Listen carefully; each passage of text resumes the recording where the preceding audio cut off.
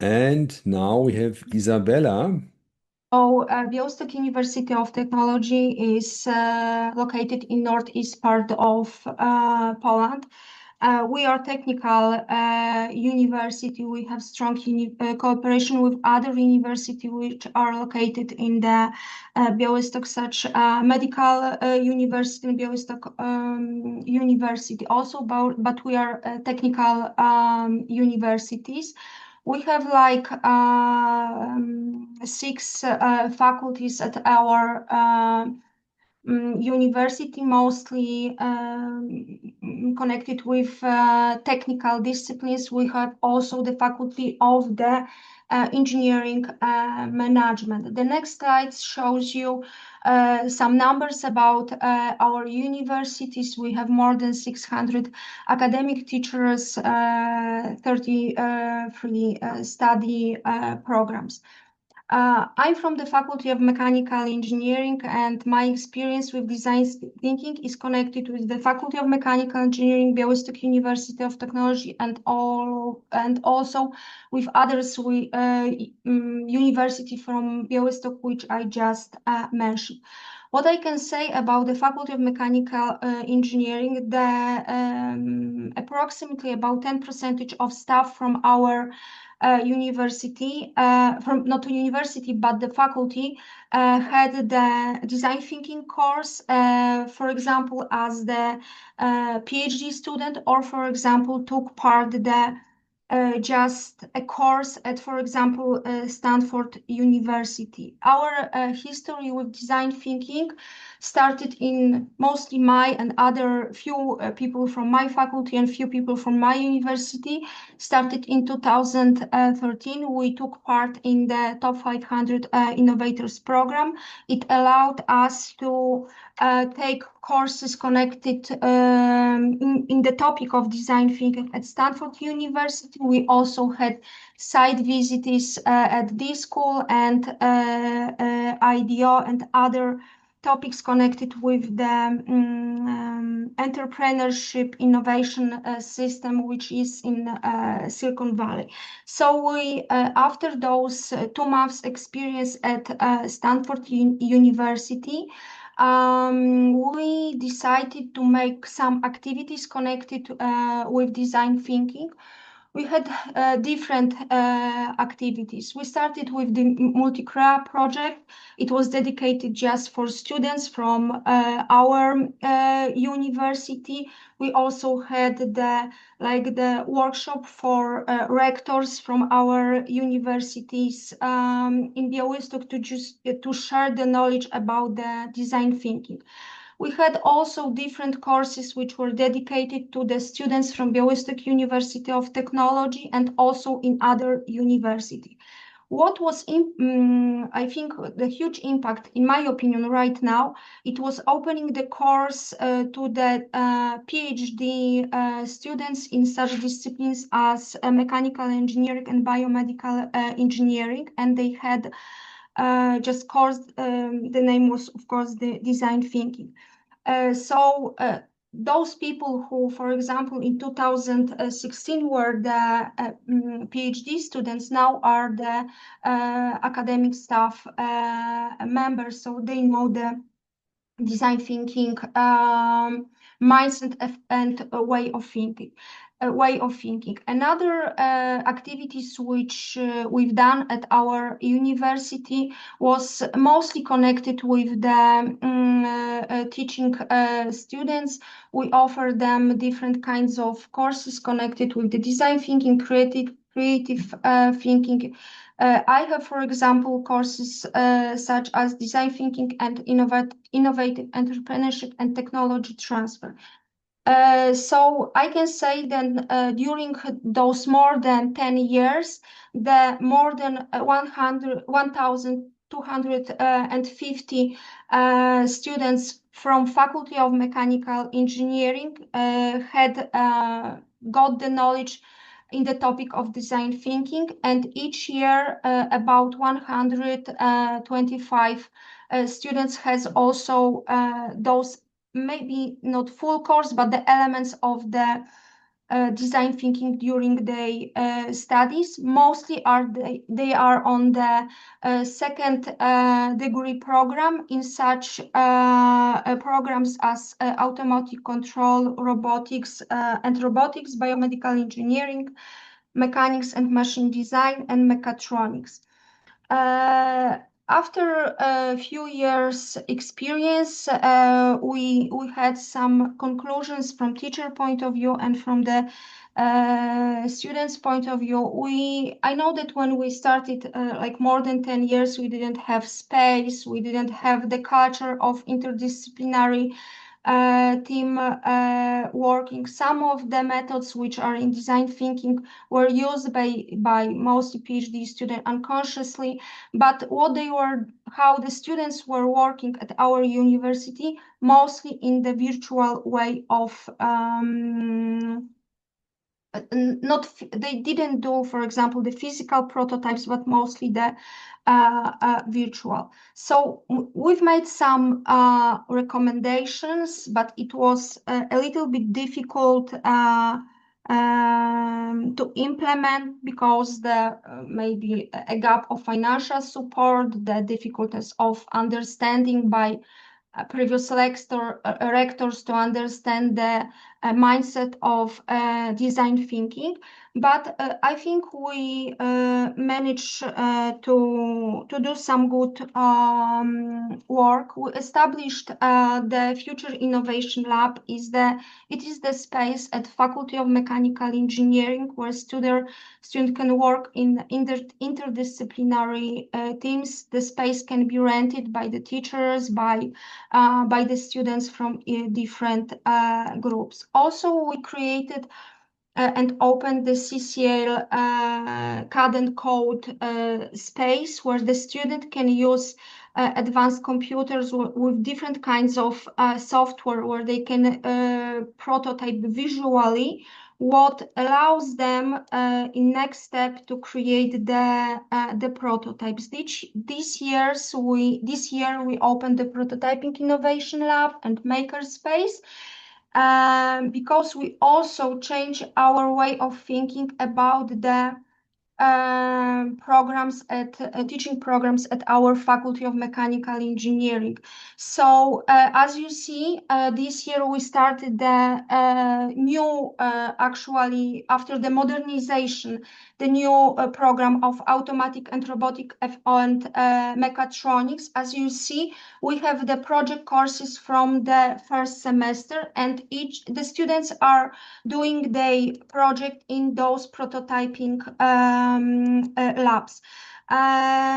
Next year, we are going to change the program in mechanical design, and during the next year, it allows us to mix the students in team projects from different programs. So we would like to have in one project course the students from automotive and robotic, mechatronics, mechanical designs.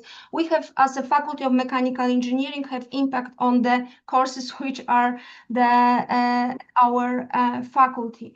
So the same we would like to do on the second program degree, but for sure we will have, now we know after those 2 or 3 months using the prototyping spaces that we need much more spaces, and during next semesters we'll be opening the next one.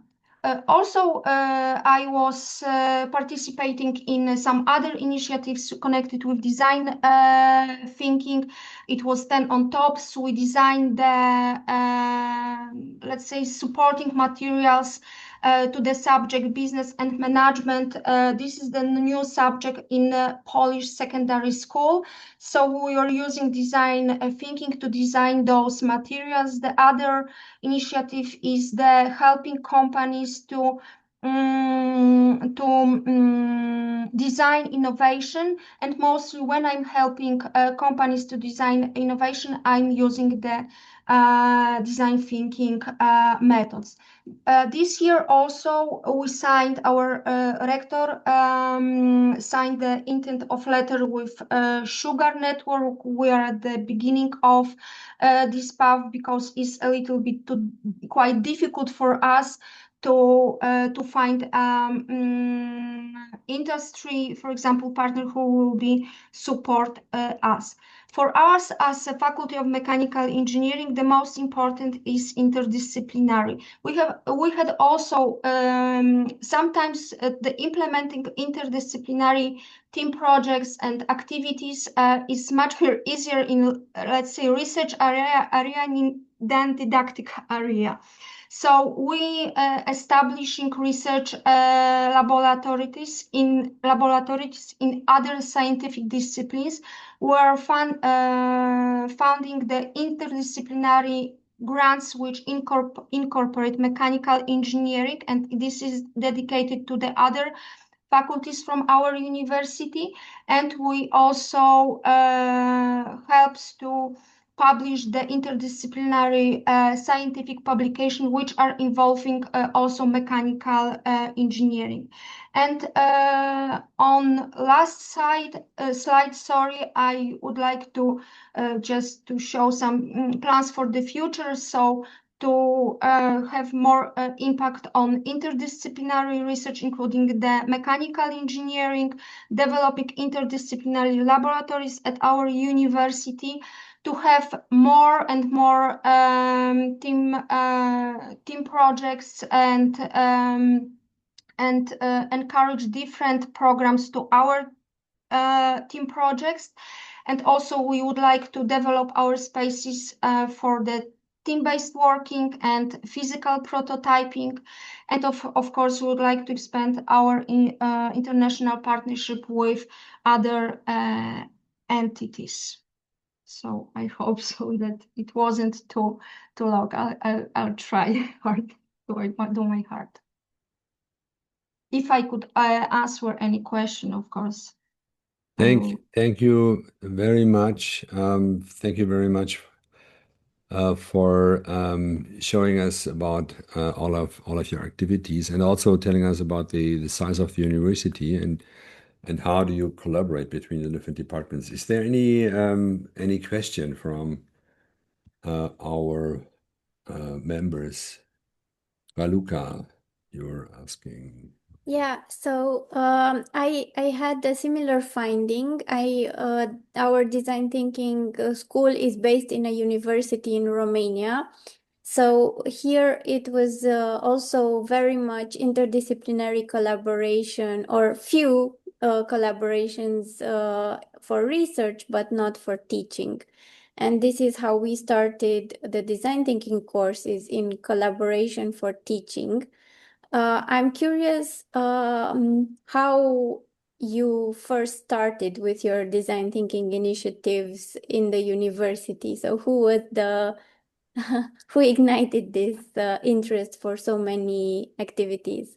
So I think that the first time it was in 2013. I just sent the mail to student research clubs, and just invite them to take part to design thinking course, and I just do it for free. Just I wanted to share my my knowledge. So I think it was the first one. And the second one, when I was actually during my those workshop experiences at Stanford University, the dean from my faculty sent me an email: Isa, you are in interesting university, maybe you would like to implement any interesting course during our study programs. And it was the beginning. Thank you. There was Andre was next, and then Claudia. Yes, thank you so much for introducing this university. That was inspiring for me. So, University of Cologne is also a really science, hard science, engineering-based university, and I see a lot of similarities. Can you give me a hint? So we always figured out that students need first to cover basics of engineering, of science and experiments to get at work at all. And then there should be some perfect sweet spot where you ingest the creativity and the openness of design. And we are experimenting up and down the curriculum. Can you give me an idea where you would insert the design thinking into these really hard science and engineering agenda of your university? What's your sweet spot?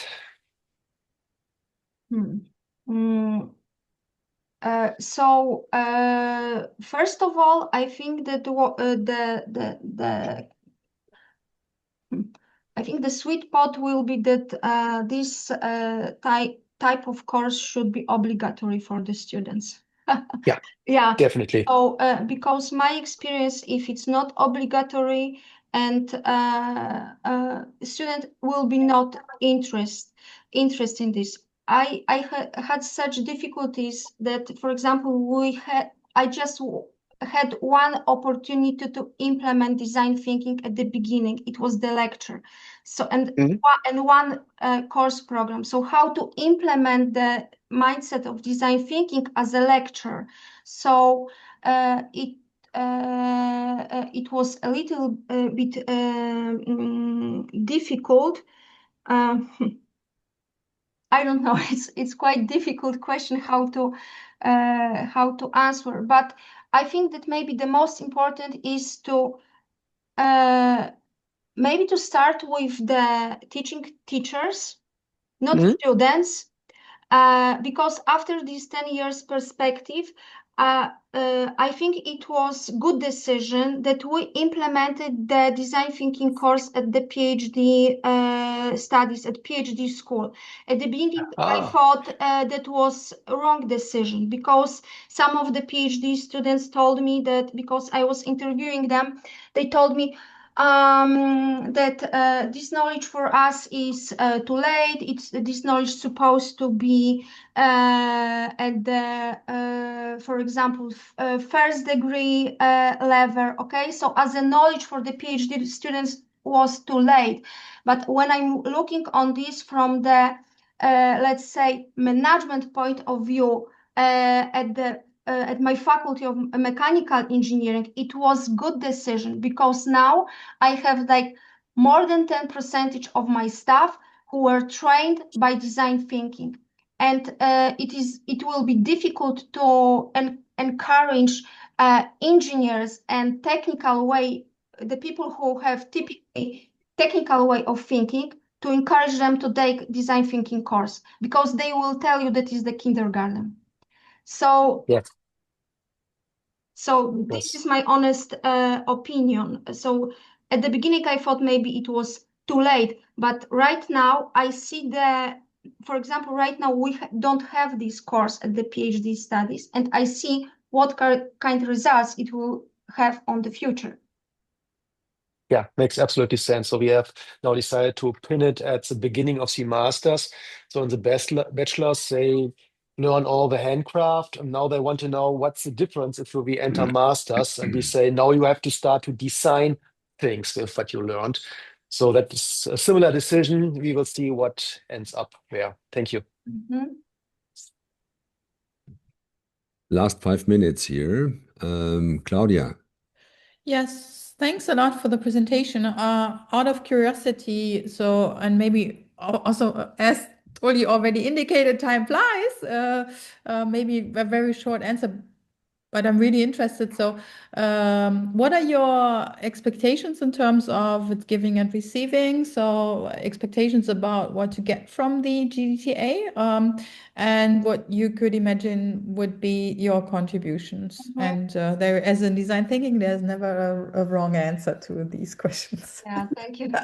No intention behind. Thank you for this question. I didn't answer, but I was thinking about this. So I don't know, maybe I would like for sure to spread my knowledge. I don't know if it's something new for you or the members, and if our experience and quite difficult environment can be inspiring. but I like to share about my knowledge. I'm very interested about the interdisciplinary cooperation, but the one thing is very important for me. I would like to try to involve our faculty in some research areas connected with design thinking, because maybe I'm a little too shy to try to write something, some publication to, to share some experiences connected with the design thinking. But I hope so that to being a part with your organization, it allows to our university also to become a member of research group connected with the design thinking area. So, and of course, I would like to, encourage and I don't know, maybe I can imagine, such team projects with other universities. We are have such experience. It was starting right now. It is a little bit different. So not only interdisciplinary of our university, but connection with the other universities with totally different disciplines. So yeah, I would like to share my knowledge, experience, and the research areas are very cooperation in research area are very important. Thank you very much, Isabella. Thank you. And I would be actually very happy if you would become a member. That would be you would be the first member from Poland. Yeah, I didn't mention this, that actually there is no one from Poland. Yeah. And it's a little bit strange for me, because I think, as I mentioned, there was the 500 people at Stanford, maybe not Stanford University, but there in Poland, we have so many different initiatives and projects where people are using just design thinking. So it's quite, I don't know, and there is no any member in the organization. Yeah. Yeah, so we told you already about the procedure. We'll send out, we were taping this. We will send out to all the members also, so give them a chance who could not attend today. And we ask them to get back with any objections, if there are, until December 7th. And if there is no a negative call from anybody, you'll get a message from our side that you are a member of the GDTA. So, but give us a little bit of time. December 7th is the deadline here for our members. And people have to head to next meetings. My timer is indicating that we have the 90 minutes past now. So thank you very much. Thanks all of you, especially Isabella, for taking the time to share about your activities. Thanks to all the members to be a part of our quarterly member chat, actually the last one of this year.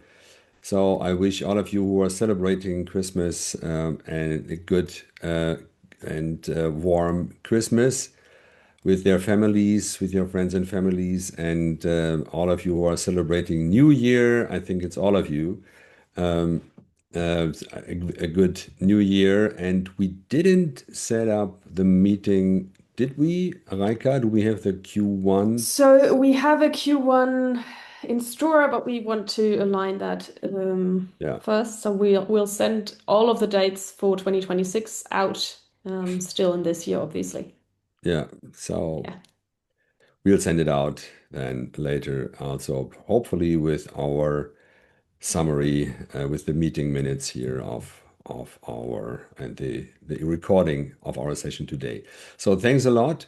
Thank you. I'm looking forward to a very exciting 2026, and also I'm looking forward for our prep sessions for the GDTA conference in 2026. The first prep session will start tomorrow with the Indian team. And yeah, thank you, and have a great morning, day, evening, afternoon, night, wherever you are right now. I'm looking forward to our next meeting. See you. Thanks for joining. Bye-bye. Bye. Thank you. And we Bye stop bye. the Thanks a recording lot. now. Bye bye. Bye everybody. Bye bye.